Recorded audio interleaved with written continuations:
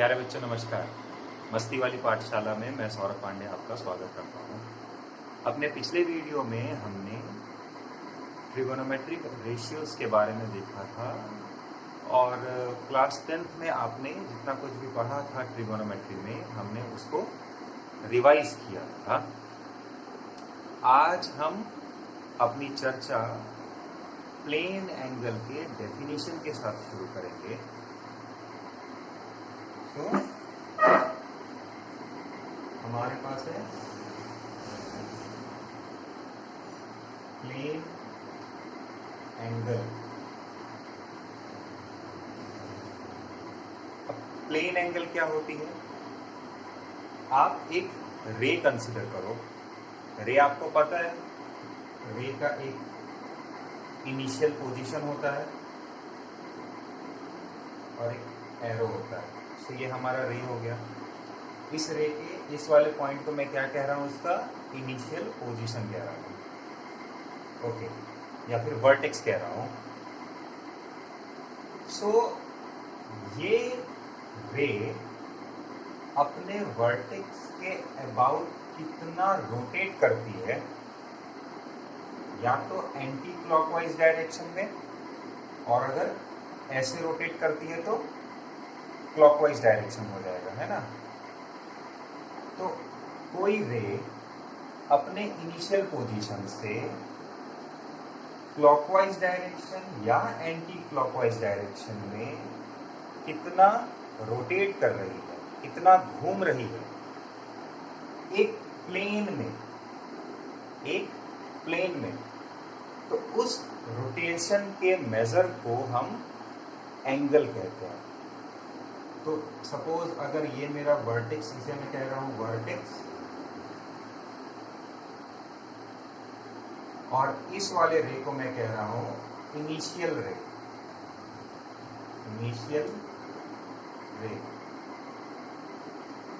अब ये इनिशियल रे इस प्लेन में, ये बोर्ड वाले प्लेन में ऐसे रोटेट कर रही है। सपोज मैंने एंटी क्लॉकवाइज डायरेक्शन में ले लिया, तो ये इतना रोटेट करके यहां पर पहुंची। तो जितना भी रोटेट किया है ना, द अमाउंट ऑफ रोटेशन, कितना रोटेट किया है, इतना रोटेट किया है, तो हम इसे एंगल कहेंगे, ठीक है। तो ये हमारा प्लेन एंगल का डेफिनेशन हो गया। दिस इज माय इनिशियल रे, दिस इज माय वर्टेक्स, मतलब जिसको फिक्स करके हम घुमा रहे हैं, और इसे हम टर्मिनल रे कहेंगे, टर्मिनल रे। अब ये वाली जो रे थी, अगर प्लेन में नहीं घूमती तो, शायद कुछ ऐसा हो सकता था कि सपोज अगर ये मेरा रे है, इनिशियल रे है, ठीक है, तो एक तो हो गया कि ये एक ही प्लेन में घूम रही है, ऐसे करके, ओके। दूसरा कैसे हो सकता था कि ये कुछ ऐसे भी तो घूम सकती थी ना। अभी ये प्लेन, ये रे यहाँ पर है, ये ऐसे गई, अभी प्लेन को छोड़ दिया, फिर ऐसे घूम के आ रही है। देख रहे हो? अगर मैं सामने दिखाऊं, सो अगर सिर्फ ऐसे कर रही है एक ही प्लेन में, मुझे प्लेन एंगल मिलेगा। लेकिन ऐसा भी तो हो सकता है ना कि ये जो इसका वर्टेक्स है ये फिक्स हो और ये कुछ ऐसे घूम रही हो, तो उस केस में भी हम एंगल डिफाइन करते हैं, लेकिन उसे सॉलिड एंगल बोलते हैं। और अभी के लिए हम सॉलिड एंगल की बात नहीं करेंगे। जब मैं आपको फिजिक्स पढ़ाऊंगा उस समय मैं आपको सॉलिड एंगल क्या होता है, कैसे डिफाइन किया जाता है, वो बताऊंगा। तो यहाँ पर मेरा इनिशियल रे एक ही प्लेन में क्या कर रहा है, ट्रैवल कर रहा है, मूव कर रहा है, किसके अबाउट, अपने वर्टेक्स के about. So the amount of rotation will be the angle, plane angle. तो इसे मैं बोलूंगा प्लेन एंगल, ठीक है। अब आपने एंगल को मेजर करने का एक यूनिट पढ़ा है, डिग्री मेजर, है ना। तो आइए देखते हैं कि हम डिग्री को कैसे डिफाइन करते थे, डिग्री को डिफाइन करने के लिए हम एक सर्कल लेते थे।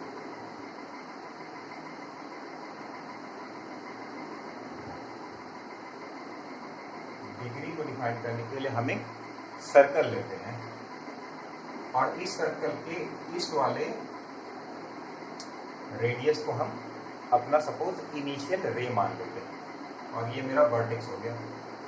अब हम क्या करते हैं, इस सर्कल को 360 बराबर भाग में डिवाइड करते हैं। तो अगर मैंने ऐसे कर दिया तो सर्कल 2 बराबर भाग में डिवाइड हो गया। अगर ऐसे कर दिया तो सर्कल 4 बराबर भाग में डिवाइड हो गया।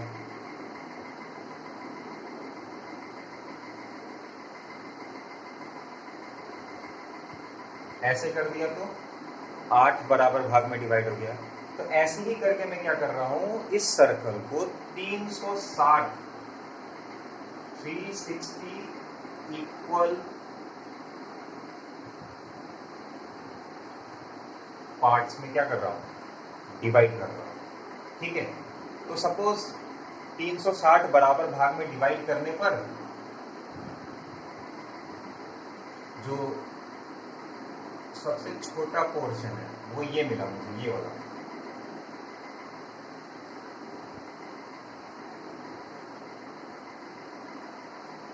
सपोज मैंने 360 बराबर भाग में डिवाइड कर दिया है, तो ये मुझे एक पोर्शन मिला। इस पोर्शन को मैं उठा लेता हूँ, उठा के मैं यहाँ पर इसे दिखा रहा हूँ।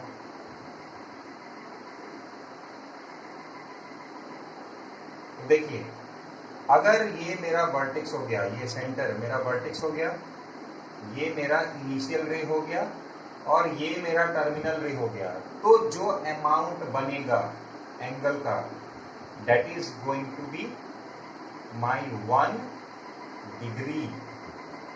इस एंगल को मैं क्या बोलूंगा, 1 डिग्री। इस एंगल के मेजर को, इतने अमाउंट के एंगल को मैं क्या बोल रहा हूँ, 1 डिग्री डिफाइन कर रहा हूँ, 1 डिग्री। और इसे सिंबल में कैसे लिखते हैं आपको पता है, ऊपर ऐसे 1 डिग्री।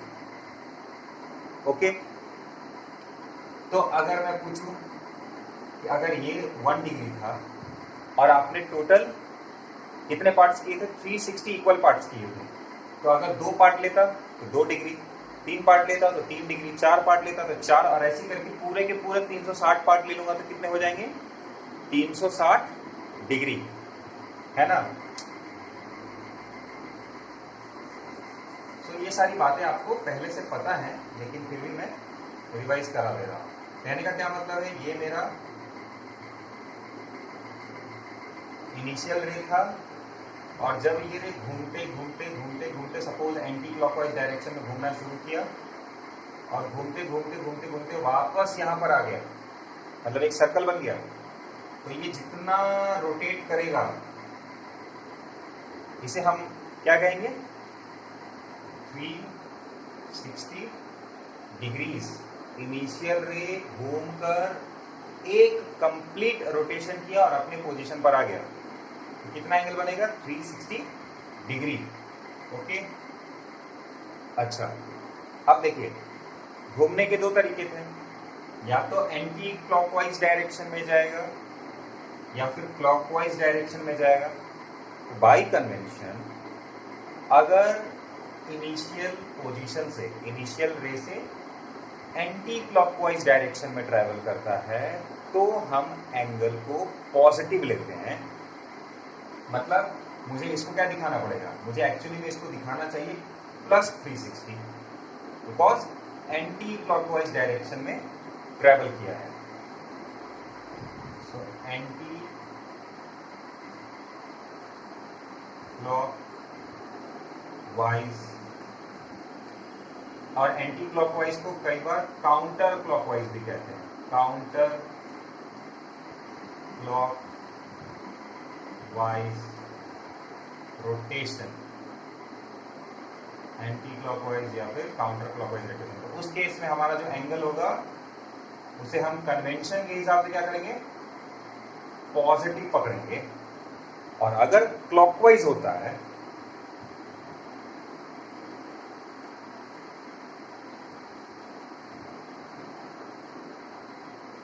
क्लॉकवाइज रोटेशन होता है, तो उस केस में हमारा जो एंगल बनेगा उसे हम निगेटिव पकड़ेंगे बाय कन्वेंशन, ठीक है। तो इसे आप लिख लीजिए या फिर स्क्रीनशॉट ले लीजिए।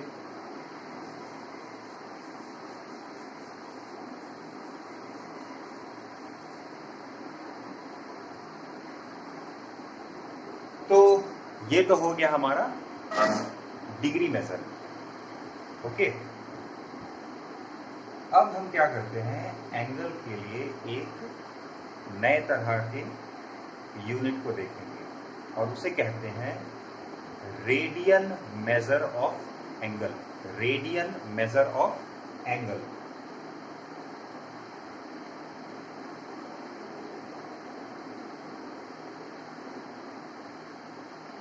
Radian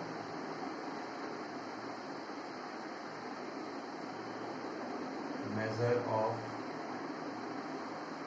angle. सब कुछ प्लेन एंगल की बात हो रही है। अब देखिए रेडियन मेजर कैसे डिफाइन किया जाता है। फिर से यहां पर मैं एक सर्कल ले रहा हूं,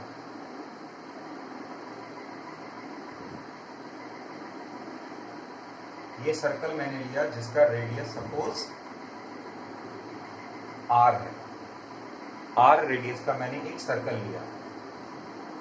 अब मैं क्या करता हूं, इस सर्कल पर एक आर्क ले रहा हूं और उस आर्क की लेंथ कितनी है, सर्कल की रेडियस जितनी है उतना ही लंबा मेरा आर्क लेंथ है। तो मैंने आर्क लेंथ के बराबर सपोज ये इतना लंबा मैंने एक आर्क ले लिया।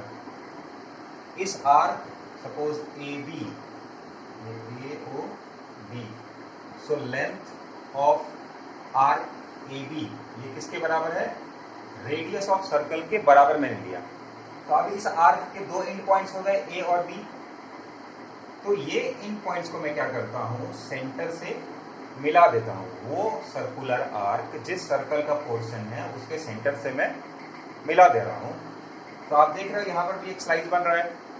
तो अगर मैं इसे इनिशियल रे मान लूं और इसे टर्मिनल रे मान लूं, तो ये जो एंगल बनेगा इसे हम कहते हैं 1 radian. 1 radian. So this amount of angle is called 1 radian. So 1 radian कैसे डिफाइन हो गया? It is the angle subtended by an arc at the center of the circle, provided the length of arc is equal to the radius of the circle. Circle के radius की लंबाई के बराबर वाला circular arc उस circle के centre पर जितने अमाउंट का एंगल सबटेंड करता है उतने अमाउंट को हम 1 रेडियन कहते हैं, ठीक है। अब ये ऐसे ही सोचो, अगर मैं एक सर्कुलर आर्क लेता जिसकी लंबाई 2r होती, जिसकी लंबाई 2r होती, तो ये लेंथ r है और पूरे का लेंथ 2r है, तो ऑब्वियस सी बात है ये वाला लेंथ भी कितना हो जाता, r ही हो जाता। तो अगर ये 1 रेडियन है तो ये वाला अमाउंट भी कितना हो जाएगा, 1 रेडियन हो जाएगा। So this 1 radian plus this 1 radian, this 1 radian plus this 1 radian, 2 radians हो जाएगा। मतलब अगर मेरे सर्कुलर आर्क की जो लेंथ है वो रेडियस के बराबर थी तो 1 रेडियन फॉर्म होता था। सर्कुलर आर्क की लेंथ रेडियस के दुगुनी है तो सेंटर पे 2 रेडियंस फॉर्म हो रहा है टोटल। ये पूरा कितना हो जाएगा, 2 रेडियन। अगर मैं 3 टाइम्स रेडियस ले लेता तो 3 रेडियन फॉर्म होता है ना। तो क्या मैं कह सकता हूं कि angle amount of angle in a radian is directly proportional to the length of the arc। Is directly proportional to the length of the arc. तो अगर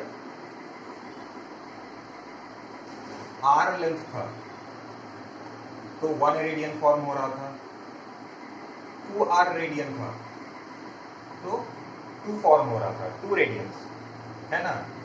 तो वैसे ही अगर सपोज मेरे आर्क की लेंथ l है, आर्क की लेंथ l है, तो यूनिटरी मेथड से मैं कह सकता हूं कि सेंटर पे जो एंगल फॉर्म हो रहा होगा theta, that is going to be l/r।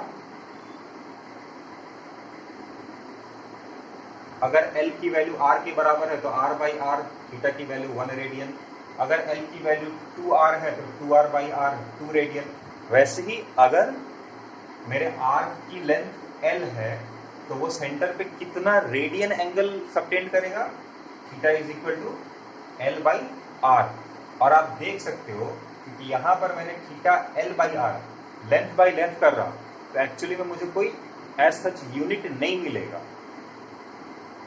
है ना। लेंथ को लेंथ से डिवाइड करूंगा तो एज सच मुझे कोई यूनिट नहीं मिलेगा। लेकिन यहाँ पर हम सिंस एंगल के कॉन्टेक्स्ट में बात कर रहे हैं, तो हम कहेंगे इतना रेडियन, सपोज ये l/r का वैल्यू 2 आया और हम एंगल की बात कर रहे हैं तो हम इसे 2 रेडियंस बोलेंगे, 3 आया तो 3 रेडियंस बोलेंगे, 2.5 आया तो 2.5 रेडियंस बोलेंगे। ओके, सो इसे आप याद रखिएगा। अगर आर्क का लेंथ l है, रेडियस r है, तो सेंटर पे कितना एंगल फॉर्म होगा, theta is equal to l/r, और उसका मेजर किस यूनिट में होगा, रेडियंस। ठीक है,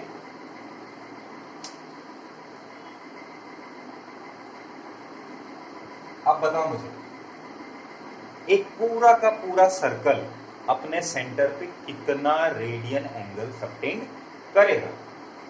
एक पूरा का पूरा सर्कल अपने सेंटर पर कितना एंगल सबटेंड करेगा। तो हमें पता है theta is equal to l/r। अगर पूरा का पूरा कंप्लीट सर्कल है तो उस केस में मेरा आर्क लेंथ किसके बराबर होगा, यहां से शुरू किया और पूरा का पूरा सर्कल, तो भैया मेरा l तो उसके पेरीफेरी यानी कि सर्कमफेरेंस, पेरीमीटर के बराबर होगा ना। So l is going to be 2πr। So what will be my theta, theta will be 2πr by r, so that is going to be 2π radians, 2π radians। अभी ये रेडियंस हर बार पूरा पूरा नहीं लिखेंगे, हम इसे लिखेंगे 2π r/a। सो अगर हम डिग्री की बात करते थे तो पूरा का पूरा कंप्लीट सर्कल अपने सेंटर पे 360 डिग्री फॉर्म करता था, और अगर हम रेडियन मेजर में बात कर रहे हैं तो पूरा का पूरा सर्कल अपने सेंटर पर कितना एंगल फॉर्म करेगा, 2π रेडियन। ओके, अब हम डिग्री मेजर और रेडियन मेजर के बीच के रिलेशन को देखते हैं।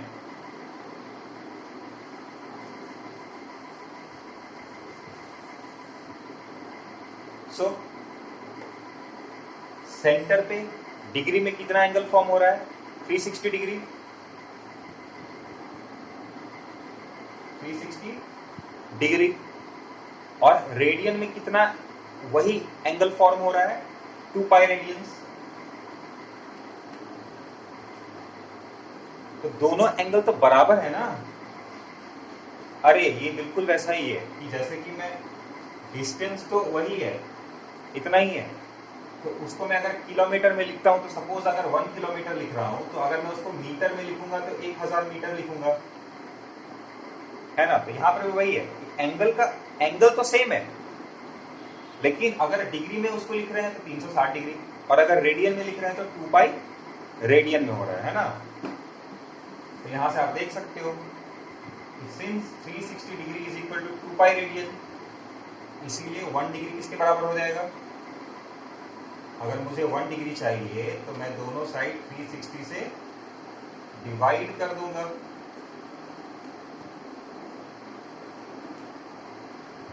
तो ये कितना हो जाएगा, 1 degree is equal to how much, 2 से 360, तो this will be pi by 180 radian. So 1 degree is equivalent to pi by 180 radian. ठीक उसी तरह अगर आपको रेडियन को डिग्री में कन्वर्ट करना है तो चूंकि 1 degree is equal to pi by 180 radian, इसीलिए 1 रेडियन किसके बराबर हो जाएगा, ये 180 से मैं मल्टीप्लाई कर देता हूं. सो this will B 180 degree by pi, 180 degree by pi. इसे आप ध्यान में रखेंगे कि डिग्री से रेडियन में, रेडियन से डिग्री में कैसे कन्वर्ट करते हैं. तो इसी से बताइए कि अगर मैं 90 डिग्री की बात करूं तो वो कितना रेडियन होगा. 90 डिग्री कितना रेडियन होगा.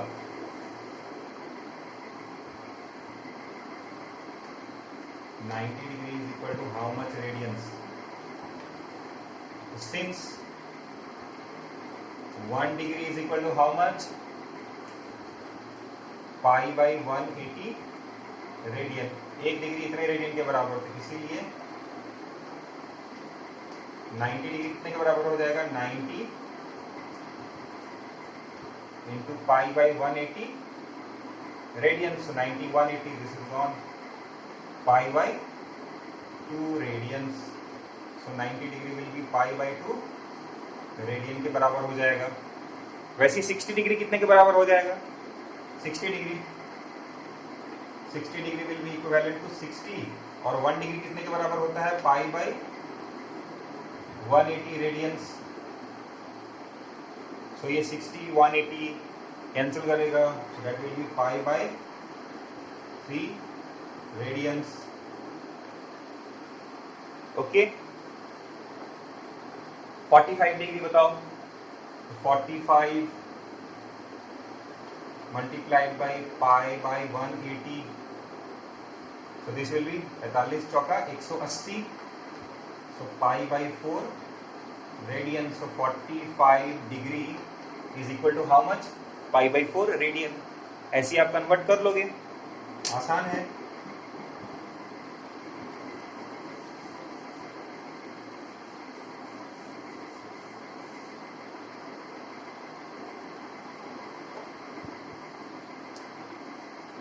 अब देखो एक और कन्वर्शन है.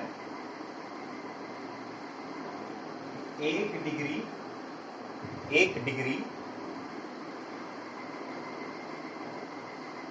60 मिनट के बराबर होगी. 1 डिग्री 60 मिनट, ये साइन क्या हो जाएगा, मिनट का हो जाएगा. 1 डिग्री 60 मिनट के बराबर हो जाएगा. और आपको पता है 1 मिनट में कितना होगा, 60 सेकेंड. ये किसका साइन हो गया, ये मिनट का हो गया, ये सेकेंड का हो गया. This is what my 60 minutes. और ये क्या हो गया, 60 सेकेंड्स. तो आपको डिग्री और मिनट का रिलेशन पता है, मिनट और सेकेंड का रिलेशन पता है, तो डिग्री और सेकेंड का रिलेशन बन जाएगा. तो यहाँ से डिग्री और सेकेंड का रिलेशन क्या आ जाएगा, 1 डिग्री 60 मिनट है, तो 60 इंटू 60 सेकेंड, तो ये कितना हो जाएगा, 3600 सेकेंड. 1 डिग्री बराबर 3600 सेकेंड. अब आपको डिग्री पता है, 1 डिग्री बराबर कितने होते हैं, पाई बाई 180 रेडियंस होते हैं. तो रेडियन और सेकेंड के बीच में आप कन्वर्शन कर सकते हो. तो आपको याद कौन कौन सा रखना है, theta is equal to L by R. Okay, पहला चीज. दूसरा, डिग्री से रेडियन में कैसे कन्वर्ट करेंगे, और अगर वो याद है तो रेडियन से डिग्री में कैसे कन्वर्ट करेंगे वो आपको पता चल जाएगा. उसके बाद ये 2 आपको याद रखना है. ठीक है, मैं ये नहीं बोलूंगा ये सब आप याद करो. अगर ये पता है तो इसे आराम से आप निकाल सकते हो.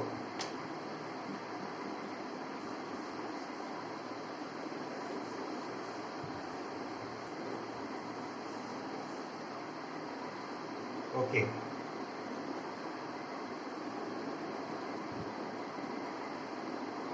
सो हमने डिग्री मेजर देख लिया, उसके बाद रेडियन मेजर देख लिया,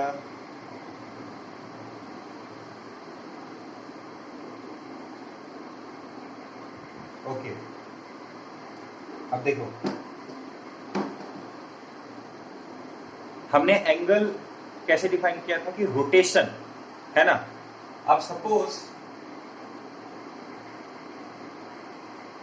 कोई बंदा यहां से चलना शुरू किया, चलते चलते चलते चलते यहां पर पहुंचा, तो उसने कितना रोटेशन किया, एक कंप्लीट रोटेशन किया। तो उसने सेंटर पे कितना एंगल सबटेंड किया, 360 डिग्री या फिर 2 पाई रेडियंस, 360 डिग्री या फिर 2 पाई रेडियंस। लेकिन ये बच्चा रुका नहीं, ये रुकने के बाद फिर से आया, फिर से घूम के आया। कितना रोटेशन किया, ये 2 रोटेशन किया ना। तो अगर 2 रोटेशन किया तो एल कितना हो गया, एक रोटेशन में 2 पाई आर, एक रोटेशन में 2 पाई आर। तो 2 रोटेशन में कितना, 2 इंटू 2 पाई आर। तो अगर मैं पूछूं कि अब बताओ उसने सेंटर पे कितना एंगल सबटेंड किया, तो आपको पता है भैया theta is equal to L by R. L यहाँ पे कितना हो जाएगा, 4 pi R by R, so R R cancel, so theta will be 4 pi radians. और 4 पाई रेडियंस का क्या मतलब हो गया, क्योंकि 2 पाई बराबर 360 डिग्री, इसीलिए 4 पाई बराबर कितना, 720 डिग्री। ओके, या फिर अगर यहां से चलना शुरू करता, घूम के यहां पर पहुंचता, लेकिन फिर यहीं पर आके रुक जाता, तो बताओ कितना एंगल वो सबटेंड करता। अगर मैं डिग्री या फिर रेडियन में पूछना चाहूं कि बताओ कितना रोटेशन उसने किया है, तो तुम क्या बोलोगे, कितना लेंथ हो गया, एक बार गया तो 2 पाई आर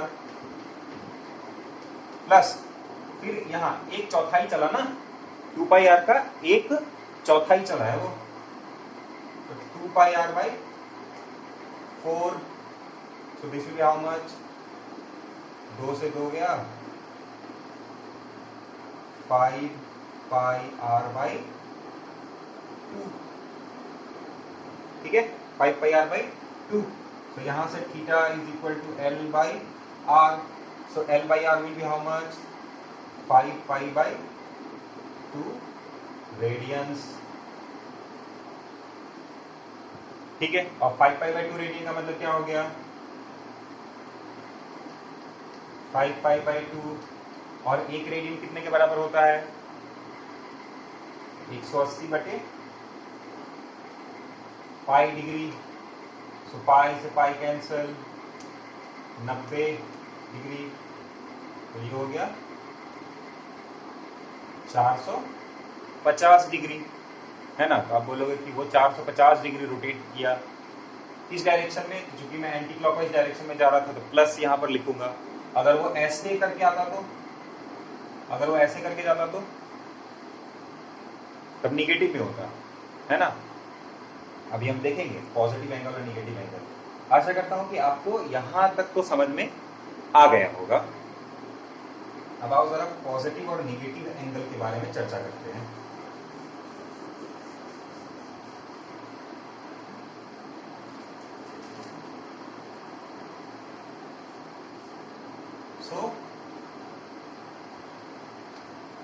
थोड़ी देर पहले मैंने बताया तो था ही पॉजिटिव एंगल और निगेटिव एंगल, लेकिन अभी थोड़ी सी और चर्चा कर लेते हैं। Positive and negative angle.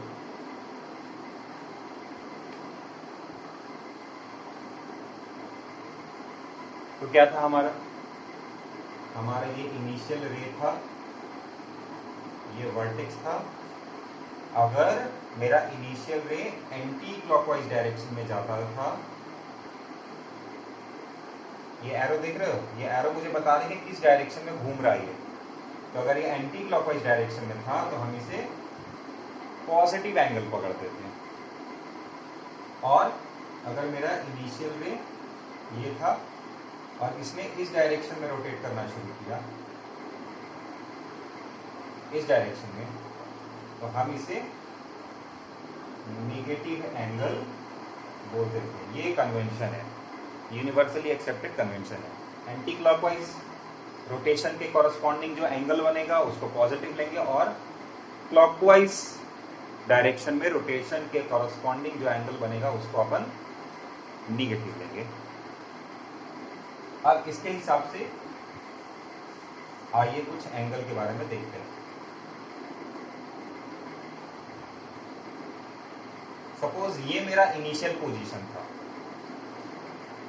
और ऐसे रोटेट करते हुए बिल्कुल यहां पर पहुंचा है ना, यहां पर पहुंचा है। ये इनिशियल था, ये फाइनल था। तो बताओ ये एंगल कितना होगा, डिग्री में बता दो। सो एक कंप्लीट सर्कल का 1/4 है, सो इसका मैग्नीट्यूड तो कितना हो जाएगा भैया, 90 डिग्री। लेकिन किस डायरेक्शन में रोटेट किया है, एंटी क्लॉकवाइज डायरेक्शन में या फिर काउंटर क्लॉकवाइज डायरेक्शन में, प्लस 90। अगर मैं रेडियन में पूछूं तो अभी पता है 90 डिग्री कॉरस्पॉन्ड्स टू π/2 रेडियंस, तो इसे हम बोलेंगे प्लस π/2 रेडियन। सपोज ये पॉइंट बी था, ये पॉइंट ए था, तो ए से बी तक वो गया इधर। अब सपोज अगर वो ए से बी तक ही जाना चाहता है लेकिन ऐसे जा रहा है, ऐसे गया, रोटेशन क्लॉकवाइज डायरेक्शन में, उस केस में ये मेरा थीटा था, इसको मैं सपोज साई मान ले रहा हूं, त्रिशूल के जैसा है ना, त्रिशूल के जैसा, ये ऐसे, इसको हम साई बोल रहे हैं, साई। तो ये कितना हो जाएगा भाई, तो अगर ये 90 था और पूरा 360 होता है, जाहिर सी बात है ये वाला कितना होगा, 270 डिग्री रहा होगा, 270 डिग्री, लेकिन क्लॉकवाइज डायरेक्शन में है, इसीलिए माइनस लगाएंगे। कहने का मतलब है कि प्लस 90 बोलो चाहे -270 बोलो, पहुंचोगे सेम जगह पर। लेकिन ये प्लस और माइनस साइन क्या बताता है, प्लस और माइनस साइन बताता है कि किस डायरेक्शन में गया है, ठीक है। और अगर रेडियन में बोलना चाहूंगा तो माइनस, चूंकि π/2 कॉरस्पॉन्ड्स टू 90 डिग्री, ये 90 का 3 गुना है, तो ये कितना हो जाएगा 3 टाइम्स π/2, तो 3 π/2 रेडियंस, ठीक है, ओके।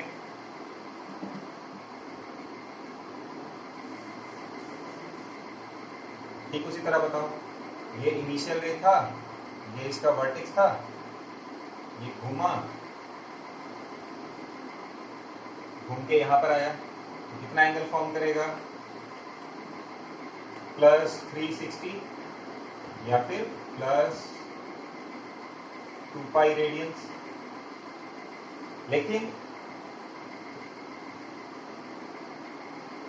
ये इनिशियल पोजीशन था, ये वर्टेक्स था, अगर ऐसे घूम के फिर यहां पर आया और फिर घूम के यहां पर पहुंचा तो यहां से शुरू किया एक कंप्लीट रोटेशन, फिर क्लॉकवाइज डायरेक्शन मूव करते करते 2 कंप्लीट रोटेशन किया है।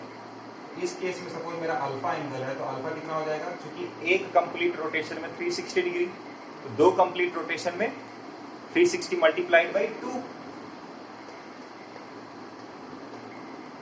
360 डिग्री मल्टीप्लाइड बाई 2। लेकिन कौन सा डायरेक्शन है भाई, क्लॉकवाइज डायरेक्शन है, तो एक माइनस लगाऊंगा साइन ताकि मुझे पता चले। तो कितना हो जाएगा -720 डिग्री। और अगर इसमें रेडियन में कन्वर्ट करना चाहूंगा तो एक रोटेशन के कॉरस्पॉन्डिंग 2π रेडियंस, 2 के कॉरस्पॉन्डिंग 4π, सो -4π रेडियंस। तो ऐसे करके आप पॉजिटिव और नेगेटिव एंगल्स निकाल लोगे।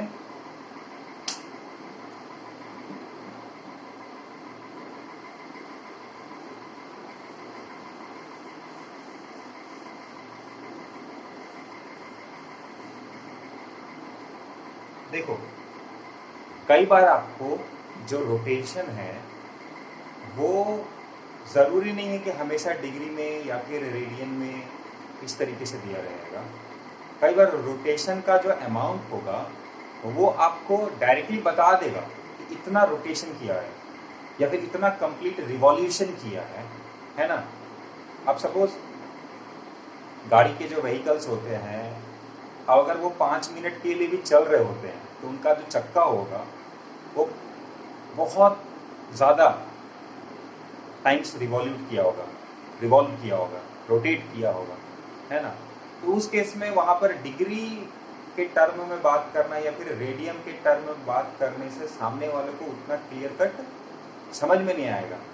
वो कैलकुलेट कर सकता है लेकिन कम्युनिकेशन का ये अच्छा तरीका नहीं होगा। तो वहाँ पर मैं ऐसे बात करूँगा कि ओके, इतनी बार चक्का घूमा, एक कंप्लीट रिवॉल्व किया, 2 बार कंप्लीटली घुमा, 3 बार कंप्लीटली घुमा, 100 बार कंप्लीटली घुमा, 1000 बार कंप्लीटली घुमा, है ना।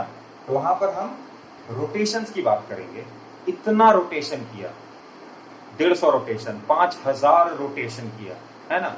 तो वो नंबर ऑफ रोटेशंस अगर आपको दिए हुए हो, नंबर ऑफ रिवॉल्यूशंस आपको दिए हुए हो, तब उसको आप डिग्री या फिर रेडियन में कन्वर्ट कर सकते हो। तो हमें पता है ना कि one complete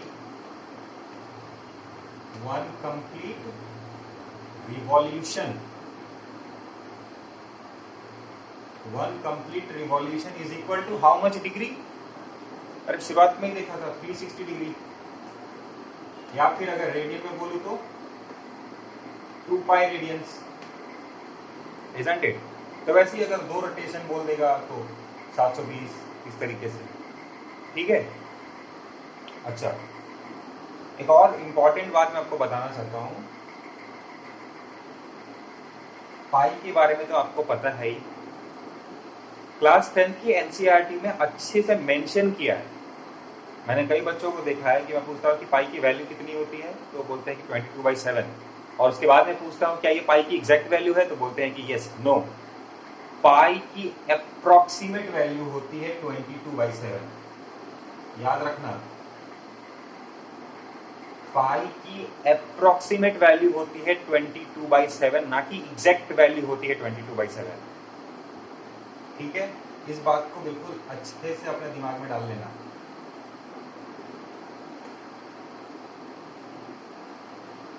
okay, approximate value of pi is 22/7, not exact value.